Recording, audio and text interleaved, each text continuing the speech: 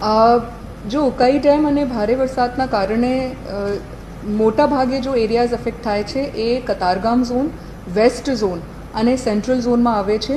એ તમામ એરિયાઝનું મેપિંગ કરવામાં આવ્યું છે.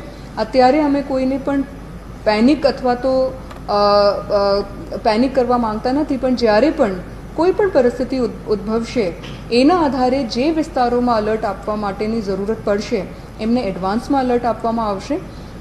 એ તમામ વિસ્તારોનું મેપિંગ ત્યાં ઝોનની જો ટીમ્સ છે એ સતત ત્યાં ફિલ્ડ વિઝિટ્સ કરી રહી છે. આખી રાત્રે કાલે પણ ફાયરની ટીમ્સ અને ઝોનની ટીમ્સ આ તમામ વિસ્તારોમાં ફરીને સ્થિતિનું પણ મોનિટરિંગ કન્ટિન્યુઅસલી ફિલ્ડ ઉપરથી પણ કરતી હતી. કંટ્રોલ રૂમ્સ આ તમામ ઝોનમાં 24/7 કાર્યરત છે. ઉકાઈ ડેમના ઇરિગેશન વિભાગ સાથે કોર્પોરેશનનું આગોતરું આયોજન સંકલન કરવામાં આવી રહ્યું છે, એટલે એ લોકો જ્યારે પણ પાણી છોડવા માટેનું ડિસિશન્સ